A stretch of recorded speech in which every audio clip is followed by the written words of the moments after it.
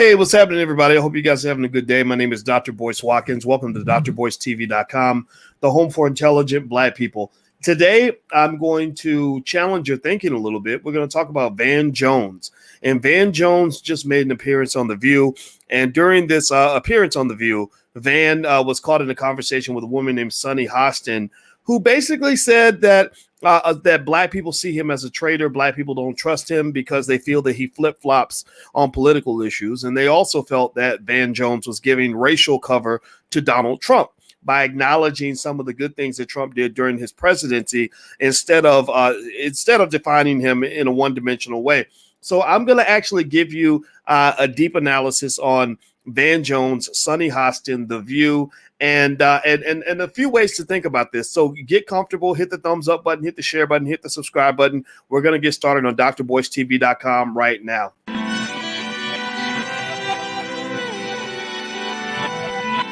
Here we are, clan the isms, cataclysm, great. Our people out here struggling, trying to make it in this state. Everybody out here doing it, but we the ones too late. Now family, we the ones who gotta delegate. Get that money in the power, never be fake. Stick to co-sign for 3. What did he say?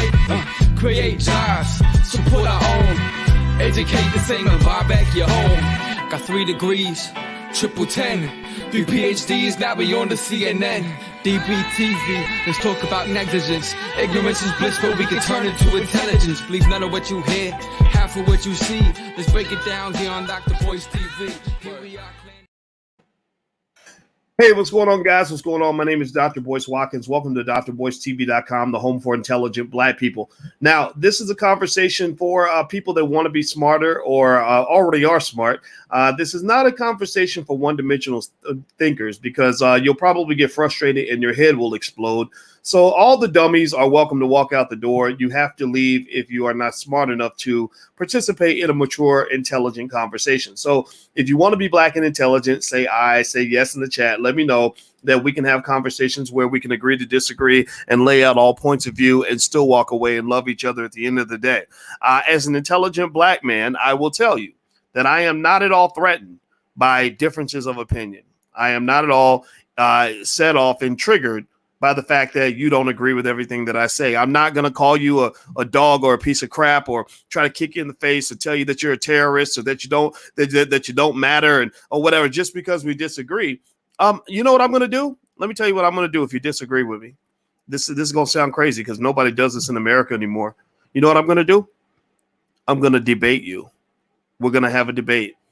And then after the debate, we're going to forget about what we were talking about and we're going to go eat lunch together. And I'm going to say, okay, as long as you're Black first like me, then we're good.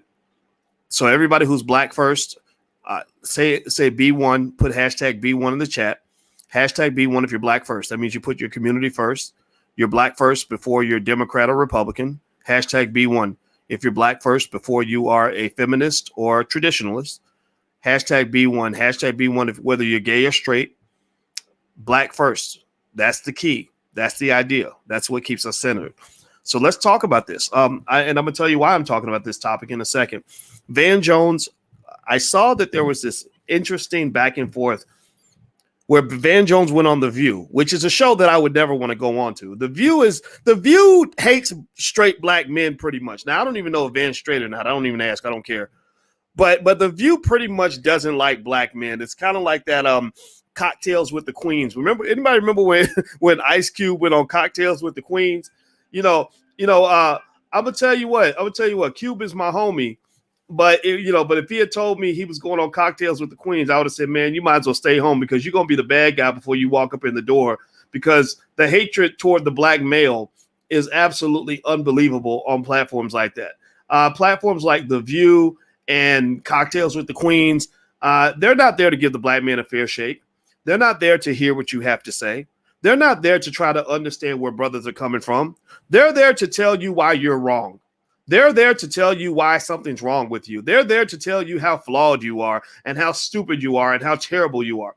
So I'm not a big fan of shows like that. I don't go on shows like, if I was to go on a show like that, I would probably ask them, like, why are you inviting me and what's the goal? Because I'm not here to be your damn punching bag. I'm a Black man. People been trying to punch me for life. And you know what? You punch me, I'm going to punch you back. And when I punch you back, I don't punch you with my fist. I'm gonna punch you with my brain. And let me just tell you, my brain is Mike Tyson 1991. My brain is the 1991 Mike Tyson, and I'll knock you out. I'll knock all your teeth out. So don't come up in here punching at me, because the black man is tired of being the punching bag. We're sick of that nonsense. It's stupid.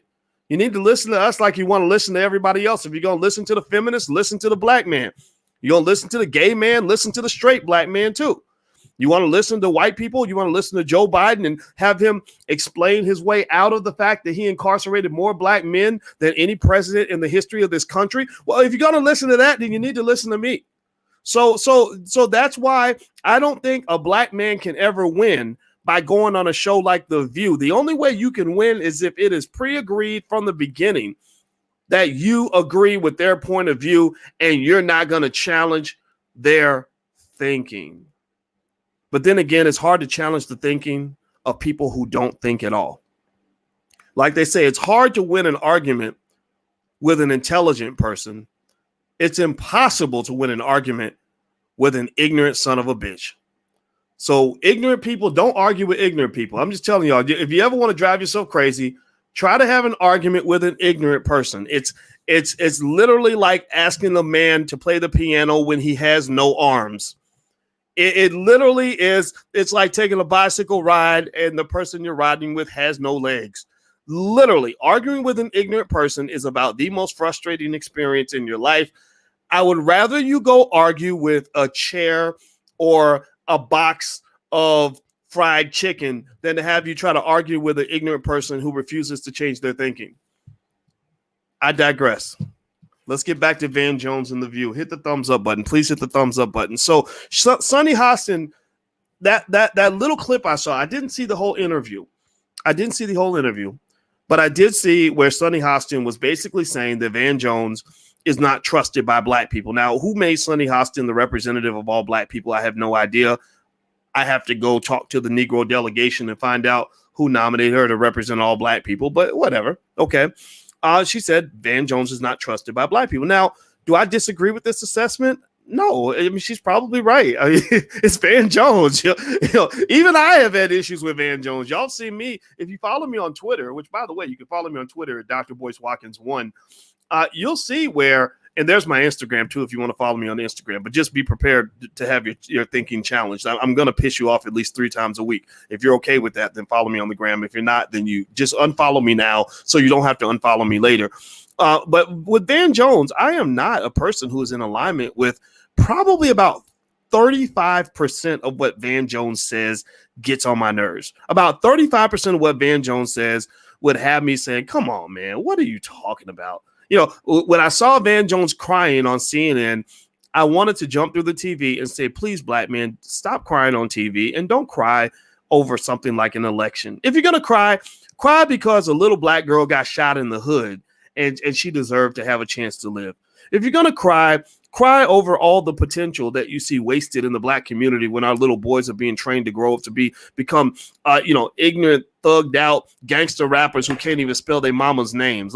If you're going to cry because of all the black women that don't have husbands because Joe Biden put hundreds of thousands of black men in prison, and which reduced the supply of marriable black men. So if you're going to cry for us, cry for something black. Don't cry because Trump won the election or because Trump lost the election. I don't remember. He's just cried so many times. I just can't keep up with it. And I don't like it. I don't like it at all. But because I don't like it, that doesn't mean I don't like Van sometimes. I told you 35% of the time I can't stand what he says, but about 65% of the time he sounds pretty smart to me. He sounds like a guy that has his own opinion. And I'll tell you, if you want to know how I think, and this is not very popular. This is why I'll never be the most popular person on the internet, because I piss everyone off. I know this, right? But then again, that's going to happen. I have more education than 99.9% of all people. So I'm going to see things a little bit differently. And I'm going to tell you, I don't really care if you agree with me or not.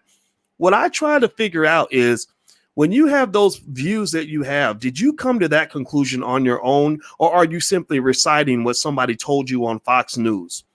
When you tell me that you deeply believe in something, did you really come to that conclusion through critical thinking, or are you just reciting whatever stupid soliloquy Rachel Maddow gave you that night on MSNBC?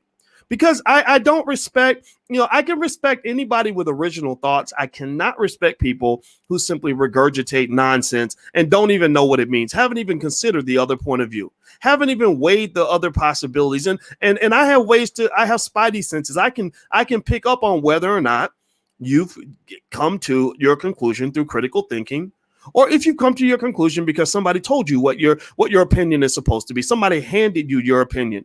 That makes you a victim of propaganda. And victims of propaganda are not necessarily people that you can respect in a debate that requires some degree of critical thinking. So here's one of the things I look for when I'm determining whether or not someone came to their conclusion in a way that makes sense to me. You know what I look for? I look for nuance. I look for your ability to kind of see the yin and the yang of every argument. Like I look for your ability to say, I don't really like this, but I can understand why people might like that. Right. Or when you say, the Democrats are definitely right. We need to have more social programs because we can't have our poor people just out here on the street and with nothing to eat. But then again, I do understand the Republicans' concerns about maintaining family values. And I do get the fact that they don't enjoy the idea of teaching an 8-year-old that they can change their gender at the drop of a hat, or letting men decide they want to be women and go into things like what is it? MMA fighting of all.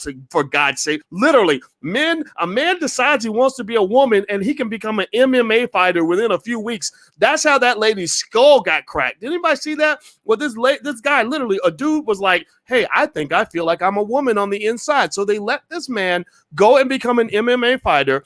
And this dude cracks a lady's skull. I didn't know you could survive getting your skull cracked. I figured that would mean you'd pretty much be dead. But somehow she survived a broken skull. That doesn't make no sense to me. And it shouldn't make any sense to you. Normal people are like, what is this? This is crazy. So I look for nuance. That's my point. I look for your ability to empathize with points of view that are completely different from your own. So with Van Jones, I see nuance. I see Van Jones as a guy who has courage in the sense that Van Jones is not afraid of pissing people off because it might give the impression that he's flip-flopping, when really he's saying, you know what? I'm really glad Donald Trump is out of office. He's saying, I'm not a fan of Donald Trump. He was not presidential. He probably played some part in the Capitol getting stormed, even though we are still wondering why that $1 trillion military that you have wasn't guarding the building that day. This is one of the most important buildings on American soil. Your military budget's $1 trillion a year. You were in Washington, D.C., not in the middle of nowhere. You were in D.C. The Pentagon's right down the street, and you couldn't defend that building. That means you can't defend anything. If you can't defend the most important building on U.S. soil with your $1 trillion military, then you can't defend shit. Let's just keep it 100 right there. But going back to Van Jones, maybe Trump played a part in the riot, so therefore I'm not a fan of Donald Trump. Donald Trump is also an SOB. He's a liar. He's a narcissist. He's done a lot of things that you can say are unpresidential. Right? It's time to let some grown folks back in the White House and hopefully one day restore the dignity that existed within the presidency, because Donald Trump undermined quite a bit of that. So Van has the right to say that, and I don't disagree with him at all.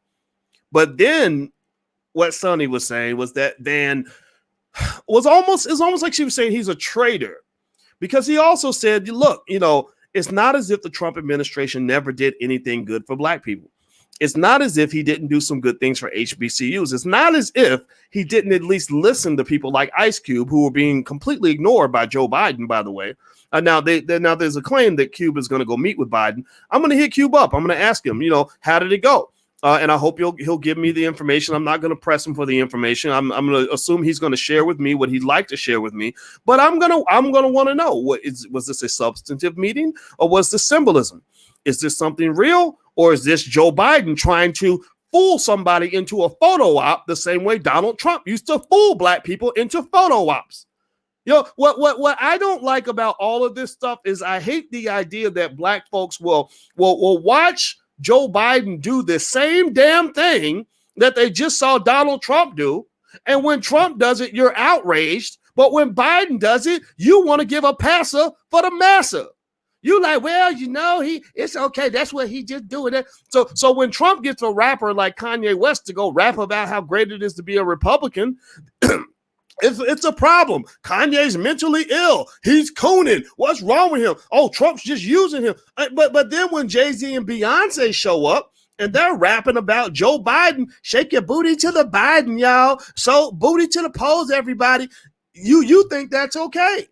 You think that's okay. So basically, hot water is hot when it's in your left hand, but hot water becomes cold when it's on your right hand. Like it don't make no sense. It can't be a sunny day. You can't look up at the sun and say, "Oh my God, it's a beautiful day," when you're on the left side of your backyard, and then say, "Oh my God, it's raining and the weather's terrible," when you're on the right side. It doesn't make any. It makes you look stupid. It makes you look ridiculous. It's incredibly transparent. Alicia, I can't tell Alicia she's a beautiful woman on Tuesday and then say you're an ugly bitch on Wednesday. Like, that would be dumb. So what I'm saying to you is that this hypocrisy is kind of ridiculous for everybody, and it's quite crippling for the country. Moving on. Here's the deal. Van Jones was accused by Sonny Hostin on The View today. Remember, The View is a show I would never go on. It reminds me of when I was invited on Don Lemon's show. And I knew Don Lemon was setting me up because Don Lemon don't like my butt.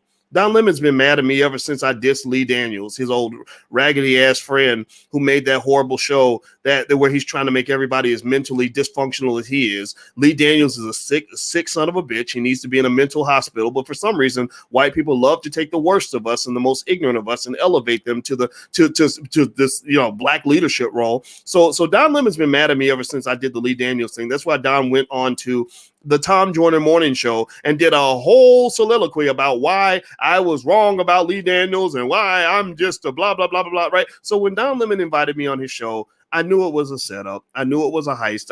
The only reason I went on was because I knew that whatever he was throwing at me, I could handle it. So what Don Lemon did deliberately, this is deliberate in my view, is he set up an interview where it was me against three people who all disagreed with me. And I've seen that happen. That's what CBS also did the same thing when they had me on to talk about why college athletes should be paid. They had me on as the one crazy guy who said, yeah, if somebody does a job, you should pay them. And then they literally had 6 people after me who disagreed with me to give the impression. This is how propaganda works. This is what I'm explaining how propaganda works. A lot of you are victims of propaganda. You don't even know it. Some of you are just mad at me because you don't even understand how you've been brainwashed. But propaganda works by basically making you feel that your opinion is in the minority. So CBS, when they called me in my office in Syracuse University in 2006 and said, we want to do a special right before the Final Four to talk about why college athletes should be paid, I smelled bullshit right off the jump. I knew right off the jump that this was some BS, but I did it anyway because I wanted that view to get out there. Now, paying athletes is not such a big deal. But 15 years ago, it was this radical, insane concept. Oh my God, the idea of actually compensating someone for their labor. Lord have mercy, Jesus, the world's going to fall apart. But yet you still got, $10 million a year to give that white man, but you can't pay these brothers putting their lives on the line. Anything. You can't even give them enough money to give their mama a place to live. But yet you got this white man flying into games on private helicopters, and he's got a yacht and a beach house and all this.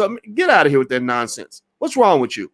So anyway, my point is to say that the way propaganda works is they try to give the impression that some opinions are highly unpopular even when they are not. That's the point I'm making. So when Don Lemon had me on, I knew what he was doing. He was basically trying to drown out my perspective by having 3 people on there that completely disagreed with whatever we were debating. I forgot what it was. I can't remember. I think it was about how entertainment is screwing up black people. And the 3 people that were there were all basically telling me that wasn't true. But the reason I did it and I felt completely comfortable with it is because, again, I told you, my brain, I don't have an ordinary brain. I have complete confidence in my ability to think critically. And basically I can take on 3 average ass people that you have that are disagreeing with me because I'm not not threatened by disagreements of perspective. And also, I pretty much know that if I have truth on my side and my facts laid out and I've critically thought through an issue, I could probably chop you up, break you down, and spit you out, even if there's 3 of you. I don't really care. So the point that I want to dig into on this is this. Look, when you're talking about the voice of the black male in America, black men are not heard. Black men are not heard. Black men are not heard. Straight black men are not heard. I met a young brother at an event when I was in Texas. And this brother, he was 19 years old, and he came to my event. He was younger than most people that usually come to my events. Usually the people are a little bit older, more mature. They're kind of ready for something different. That's why they show up. And this kid, he followed me around, and he kept on asking me questions and wanting to talk to me all day. And eventually I turned and I just had a little conversation with him because I could tell he really wanted my attention. And he told me that he was a student at Stanford. And he said that the reason that he had to come meet me was because he was in high school. He was a football star. He was a star of the football team. He was very popular. He had been accepted to Harvard, Yale, Stanford, all the big top universities, and he was very popular amongst the white kids. He said, but then he had a white girlfriend who accused him of rape. And this girl, according to this kid, he said that she was out of her mind. He said, I would never rape anybody, and I was trying to prove my innocence. He said that what happened, though, was that all of his white friends abandoned him. All of his white friends pretty much assumed he was guilty because they're like, well, she's a white woman. Of course she's not lying, right? Because people believe white women can't tell a lie. And he said the only people that stood by him were the black women. That because he was actually an actor. He said the black women that were in the play were the only ones who believed me or gave me a chance or even listened to me, even heard me when I tried to tell people that I was innocent. I don't know it. He's like, I don't really know how to prove I didn't rape somebody. I just know that it tarnished my reputation and it traumatized me. And so what was interesting is that I thought about this poor kid and the trauma he went through and the fact that no one can hear a black man's trauma. When I talk to you all, even when I talk to black people about how traumatic it must be for these poor brothers that went to prison, some of whom got beaten and raped every day, people can't even hear that. All they can talk about is how much they love Joe Biden and how proud they are that Kamala Harris is wearing the pink and green and how great it is that we got a black person with an important position. And I'm sitting here just thinking, why can't people hear the black man's trauma? Why do we not listen when black men are speaking?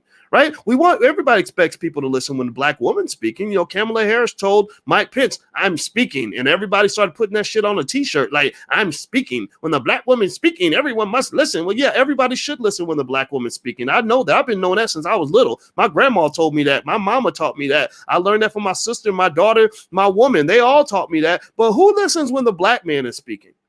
I mean, who's really listening? Who's really people ain't listening. When Ice Cube was speaking, everybody told him to shut up. When Van Jones was speaking on The View, they go in this little kitty box. And don't even want to hear his point of view. Don't even want to consider it. Don't even want to show respect for it. Well, a lot of this comes from the fact that you two are a white supremacist. You two have been brainwashed into this belief that the black man does not deserve to have a voice, especially if he's straight. If he's Billy Porter wearing a dress, you gonna let him talk all day. If he's a sick son of a bitch like Lee Daniels, who's literally spreading like a psychological virus throughout the universe with his TV shows and his sick ideologies being pushed out to the world, you'll listen to that all day. But when a brother steps forward and says, this is how black men feel, this is how it feels to be a straight black man in America, don't nobody want to hear that. Now, to finish the story about the poor kid from Stanford, he said that he went to Stanford. This is a true story. I'm not making this up. I'm not going to say his name, but if you're at Stanford, you might know him. And he told me that he went to a black student union meeting to try to talk about the trauma he experienced by being falsely accused of assault by this lady in high school. Eventually, everything got dropped because guess what? Surprise, surprise. It turned out that Miss Becky was on psychiatric medication and she was a liar. And it was unearthed that she was a liar. And that's what cleared his name. If that had not been available, if that evidence had not been out there, he might still be under the dark cloud of suspicion. So he goes to Stanford and he's trying to talk to the black students of the Black Student Union about how he feels and how it felt to be, to be falsely accused and the trauma he experienced. You know what they said? He said that they told him, well, be quiet. You have straight black male privilege. So be quiet. You're not allowed to speak. They literally said that to him. That's what he told me. That was his rendition of that story. Now, maybe there's some more to it. I'm sure that there is. But at the end of the day, none of that surprised me because that's what I see everywhere. So anyway, do me a favor, hit the thumbs up button, hit the share button, hit the subscribe button. Please do that. And also, I should say thank you to someone made a donation in the chat, and I was so caught up in here we go. I see it here. Go24. He says, I really appreciate what you do. Keep bringing it out. Thank you for your donation and for your support. You are greatly, greatly appreciated. Thank you so much. And by the way, I don't know if you guys care about this or not, but actually I'm on Clubhouse. So if you look up Dr. Boyce Watkins on Clubhouse, we are going to do some conversations this weekend. I'll probably jump in there. We'll talk about some wealth related stuff or something like that, maybe on Saturday night. So follow me on Clubhouse if that's what you want to do. All right. So here's what I want to lay out. Let's go specifically to Van Jones and Sonny Hostin. I'm not going to sit here and say Sonny Hostin doesn't have a point of view. I'm not saying Sonny Hostin isn't somewhat accurate. I told you, sometimes I think Van Jones is incredibly flaky. Sometimes I hear him talking. I'm like, yeah. Come on, Van, this is stupid. Right. But then there are times where I listen to him carefully and I say, actually, he's right about that particular point. And so this is not about whether Van Jones is a good person or a bad person. I'm not here to tell you that. It's about whether or not people are allowed to be heard, whether nuance is allowed, or whether you have to be a one-dimensional thinker where everything has to be black or white. There are no shades of gray. And so Van Jones's comment to say, look, Trump is a terrible guy in many ways. He shouldn't be in the White House. I'm not a fan of Donald Trump. But then to say there are some areas where the Trump administration actually did a couple of good things, that doesn't make him treasonous or traitorous unless you're in a war. Now, if you're in a war, then that's different, right? War is different. War is all about one-dimensional loyalty toward one side or one ideology at all expense. So to some extent, I'll go to war for my family. Let me just explain it like this. I will cross every ethical boundary, every legal boundary necessary to defend my woman, defend my children. So let me just break it down like this. If my woman came home with a dead body in the trunk and said, baby, I can't tell you what happened, but I had to kill her. You know what I would do? I would not call the police. I would not tell her she needs to turn herself in. I would not chastise her too much until after we buried the body. I would make sure that we got that body buried so that my baby don't go to jail. So when it comes to that type of thing, I will go to war to defend my family. I don't know if anybody agrees, but that's where I'm at. So when it comes to situations like that, when it comes to war, defending things that I really believe in, the things I must protect, then I will do that. I will tell every lie known to man to make sure my babies are safe. Period. I might even rob somebody if I had to do it to make sure my kids could eat. That's just who I am. Sorry, maybe I'm a bastard too. I don't know. But here's some things I will not go to war for. I will not go to war for the Democratic Party. I will not go tell a lie for the Democrats. I will not reduce myself to a one-dimensional soldier who's only thinking about winning at all costs for the Democrats. I just won't do it. I won't. I don't have a dog in that fight. I think that what I see is when Sonny Hostin says that Van Jones is giving Donald Trump racial cover. Those are the words she used. She said, you're giving Donald Trump racial cover by mentioning things that he did that weren't so terrible. She doesn't understand. Actually, you're also giving Joe Biden racial cover for the mass extermination of hundreds of thousands of black people. So do you understand that as quick as you're accusing Van Jones of giving Donald Trump racial cover, he's not a Trump supporter. He's made that clear. But for some reason, you think he's giving Donald Trump racial cover because he doesn't hate the man in every single context. Well, guess what? You're giving Joe Biden racial cover when you're taking a man who exterminated more black people than Hitler ever did, and you're acting like he's your motherfucking savior. Well, I'm sorry. You sound stupid. You sound crazy. You sound ignorant right now. You sound like a Klansman right now. Because the KKK, I don't know how many black people were killed by the Klan, but I doubt that more black people were killed by the Klan than the number of black men Joe Biden put in prison. I don't know. I'd like to see the data on that. I'm sure it would be neck and neck. So I'm not sitting here saying that you're a bad person because you voted for Biden. I get it. I know, lesser of two evils. You have to do it. Trump's a bastard. Let's get him out of office. Cool. But stop acting like the lines of racial boundaries are drawn by the Democrats and the Republicans. Stop acting like Joe Biden can walk in and say, well, if you don't vote for me, then you ain't black. Fuck you. You can't tell me if I'm black or not. You don't own my blackness. This ain't 1608. You don't, my blackness, my melanin was implanted in me by God. And you, sir, are not my God. In fact, you might be the goddamn devil.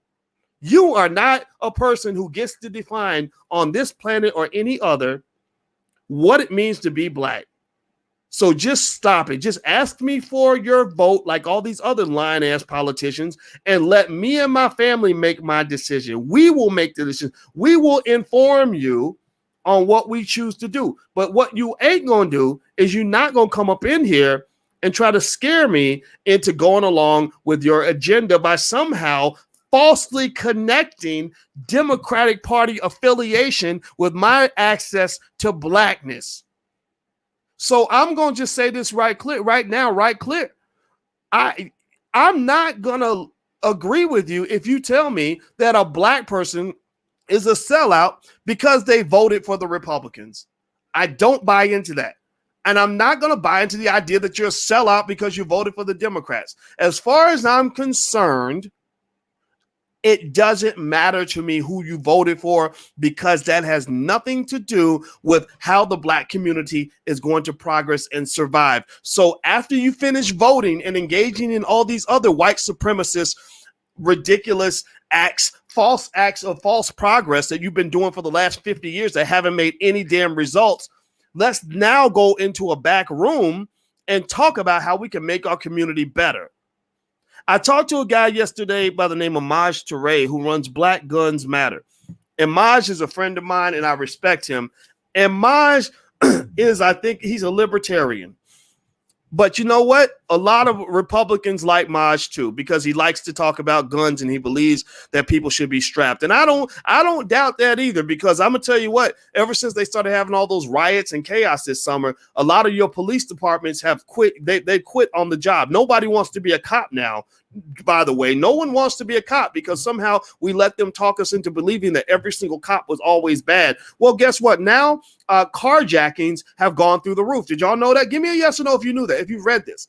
Homicides have shot through the roof. You do know that, right? And you do know that if somebody walks up in your house with a strap ready to shoot your whole family in the head and take all your stuff, who are you going to call?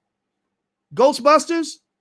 Who are you going to call when somebody sees your wife idled at a red light, or your girlfriend or your daughter, and decides to run up on her with a gun and yank her out of the car?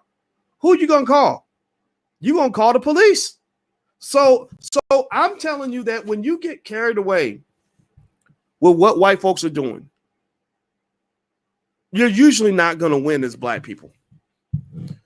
It reminds me when I was young and my father, who was a cop, used to tell me, he used to warn me about following behind my friends. And he said, here's what I see all the time. A little black boy have a group of white friends, and they'll all go do dirt together. They'll all go and, break the law, steal something or whatever. He said, then we start interrogating them. And the black kid will be like, man, I'm not going to snitch on my homies. I'm not going to snitch on my friends because I'm not no snitch. He said, now he was probably overgeneralizing, but he claimed that half the time the white kids would get scared and they would be like, here's who did it. I didn't do nothing, but he did this and he did this and he did this and he did that. He said, then the black kid goes to jail. Now the white kids, either they snitch quick and get out of the situation, or their parents are picking them up that night and they get to go home. He said the black kid is the one who's in jail overnight. And so what's the moral of that story, boys and girls? The The moral of the story is that when you get caught up in thinking that you white, because you ain't white. I hate to tell you this, but some of y'all don't know this, but you ain't white. When you get caught up in following the crowd because you really think that you're truly one of them, you always get left holding the bag. When the shit hits the fan, that shit falls on your forehead. And I'm just saying to you that you can do what you want to do. I don't really care. I told you, I'm not threatened by disagreements in perspective. If you think if Joe Biden is your hero, then I don't care. Okay, go do it. If you're proud of the pink and green of Kamala Harris, then that's cool. But I'm not really paying attention to that. I want to hear what your plan is for the empowerment of the Black community. And if all you can do is give me a plan on how you can empower the Democrats or empower the Republicans, and you ain't got nothing to say about the Black community and how we can directly benefit and acknowledging the serious problems that we have in the community, then honestly, you have no value in the revolution. You're just doing what everybody else is doing. There's nothing special about anything that you're saying right now. So here's the deal. When you talk about what happened with Van Jones and Sonny Hostin, and I hope my point is made clear on this.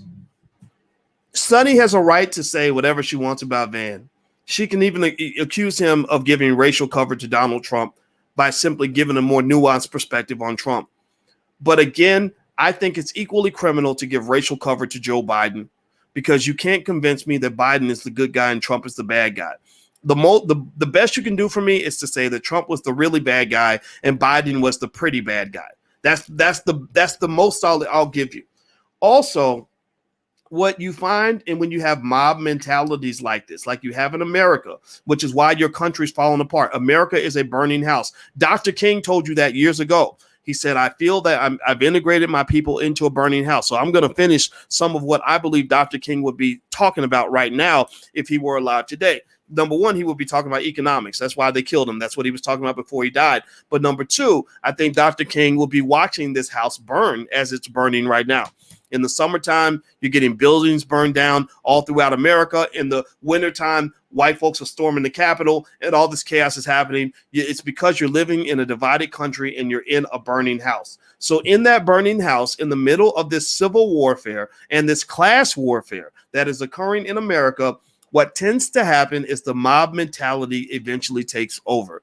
People only like you as long as you're saying what they want to hear. There is no room for critical thinking. Everything becomes all or nothing. There is no room for nuance. And that's what Van is caught up in. Now, this is Van's fault because Van took that job at CNN, and that's what's going to happen. That's why Van works for CNN, and I don't. I used to be on CNN a lot. I'd say a decade ago, I was probably on CNN more than Van was, but I don't want to be in that environment because I already know that at some point, the white folks who believe that they now have the right to tell me what to do, the white folks who are now convinced that I am their Negro, the ones who really think that they own me will get pissed off when I eventually say something to remind them that, no, you do not own me. I did not trade my oppressor for a different pimp. I'm not going from the pimp in the blue suit to the pimp in the red suit. I'm not jumping back and forth between pimps. I'm not being passed around like a little hoe. I'm an independent, free black man, which means that some days I'm going to say some shit you're going to love, and some days I'm going to say some shit that's going to piss you off. And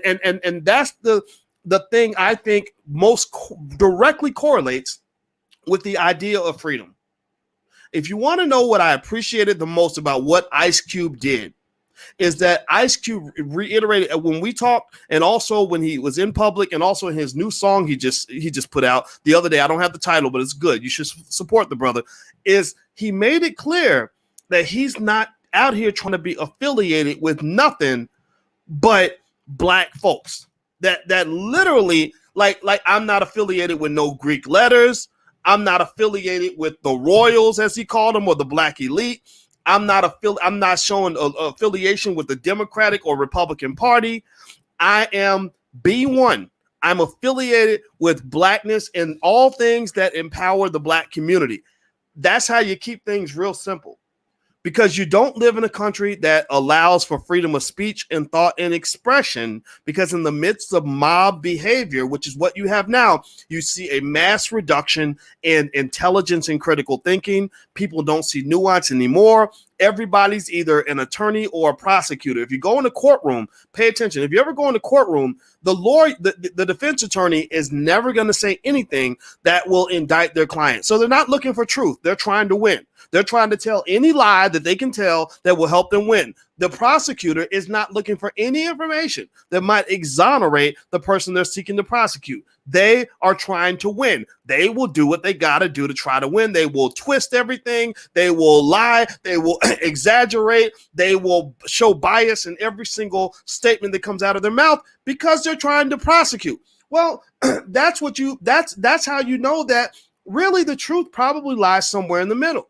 The smartest person in the room, the fairest person in the room is usually the judge. The judge is the one who says, okay, let me hear your bullshit and let me hear your bullshit. And then after I go through all the bullshit, I'm going to dig in and find the real shit. I'm going to go through, sift through all the bullshit you're feeding me, and I'm going to go in here and find the truth.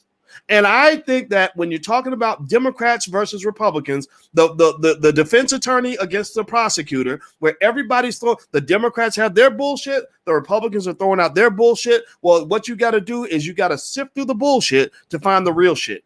And so if you want to know where I'm standing in terms of this particular space in this platform is I'm not here for the bullshit, man. I'm here for the real shit. Because remember, I'm a mathematician. And in mathematics, you can't solve a real problem with bullshit. You garbage in, garbage out. If you throw a bunch of bullshit into an equation, you're going to get bullshit on the other side of that equation. And in the Black community, we ain't got time for bullshit. Because we got real problems to deal with. We in some real shit as Black people. We got real stuff we got to deal with. We have to really solve the problem and not just pretend to solve the problem. We have to have substance over symbolism. We have to have things that are authentically connected to helping us seek the solution that we desire. Because if you don't do that, you're going to get another 60 years of exactly what you've been getting for the last 60 years, which is a big pile of lies piled onto another big pile of lies with some illusions mixed in the middle and all this pretending that you're actually solving the problem when the problem has actually gotten worse. If I am dying of cancer, I need treatment for cancer. You can't go and give me a bunch of vitamins and some Skittles and or tell me that if you drink lots of Kool-Aid, it'll cure your cancer. And then I start getting excited thinking that my cancer is really cured. And next thing you know, I'm dead. I need to find out what the real remedy is. And I'll tell you a little story to help you understand the gravity of what Black folks are dealing with and why you ain't white. I know that's a shock to some people. Like they believe in this whole idea that somehow we'll integrate and no one will ever notice that you're Black anymore and they're going to love you as much as they love themselves. Well, if that's the fantasy you're buying into, then this is not the platform for you. Again, I'm into real shit, not bullshit. Let me tell you a real story about what happens when you don't get to the root of a problem and actually solve it. I have a friend, and when she was in high school, she started about 10th grade. She started to lose her vision, and it was going away slowly but surely. And so her mother took her to the doctor, and the doctor said, "You have this degenerative thing going on with your eyesight, and if it continues, then you're eventually going to go blind." And so, but here's the thing: her mother was super religious. Her mother didn't trust doctors or the diagnosis or the medications or anything. So her mother said, "No, we got this." So her mother said, "Here's what we're going to do. We're going to pray twice a day, every day. And we're going to go to the pastor, and the pastor's going to lay hands on you and sprinkle you with holy water and have you read the Bible. And we're going to have Jesus heal your condition."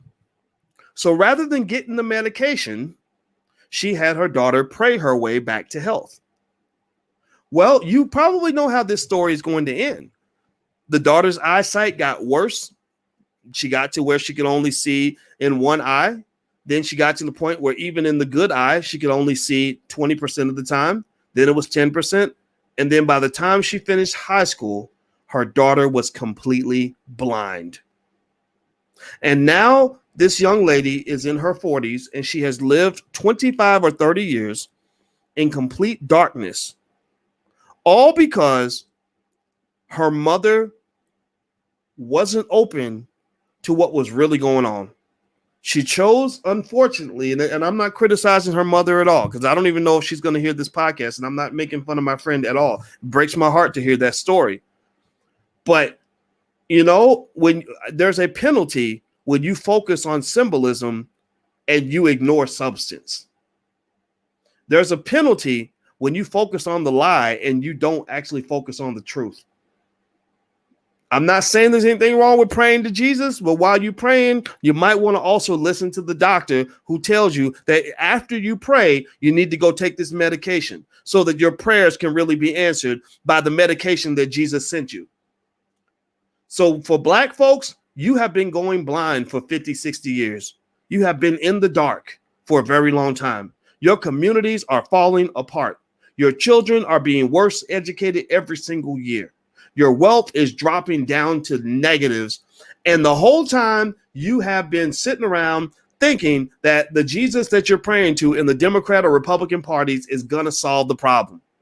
And eventually you're going to hit a point of no return where even your votes won't matter, because Joe Biden's number one objective was to legalize 11 million immigrants so that he don't have to listen to your Black ass no more.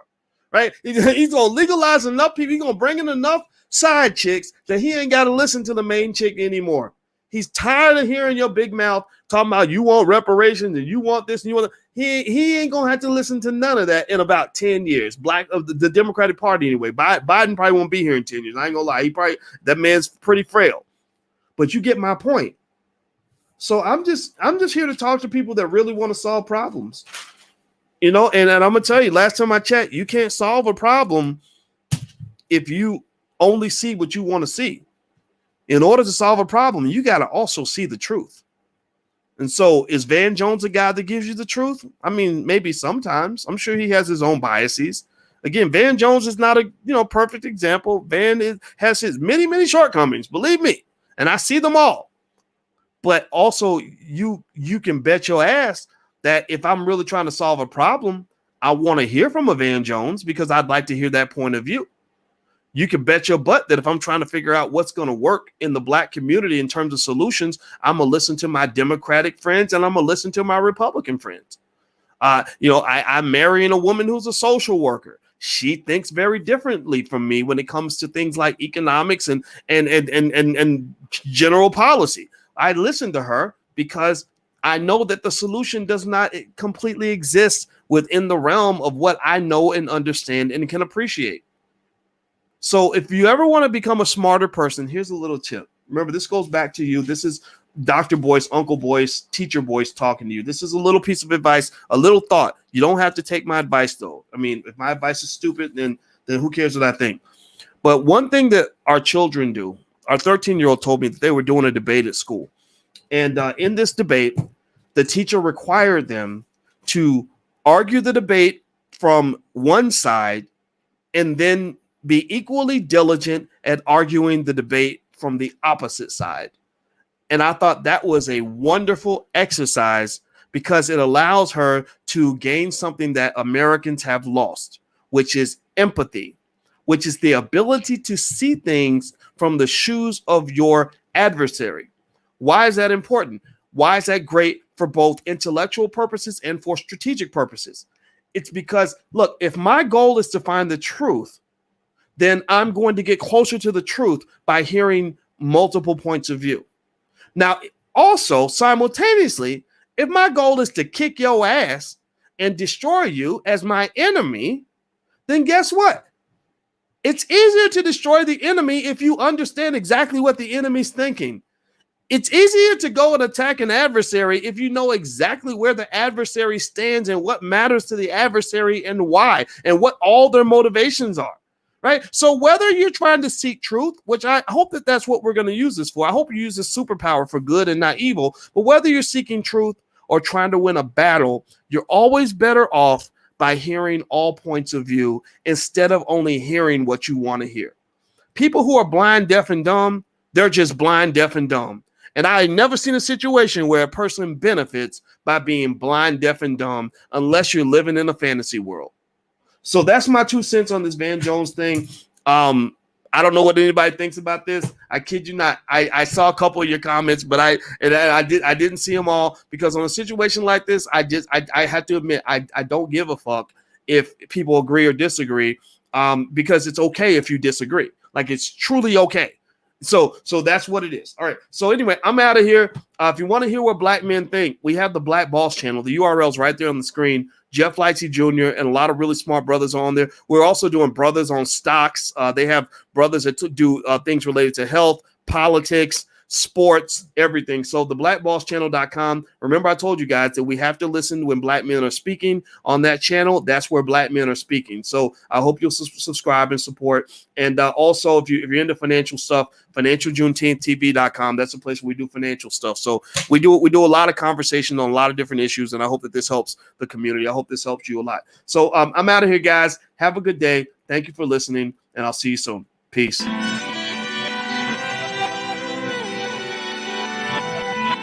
Here we are, clan the isms, cataclysm great.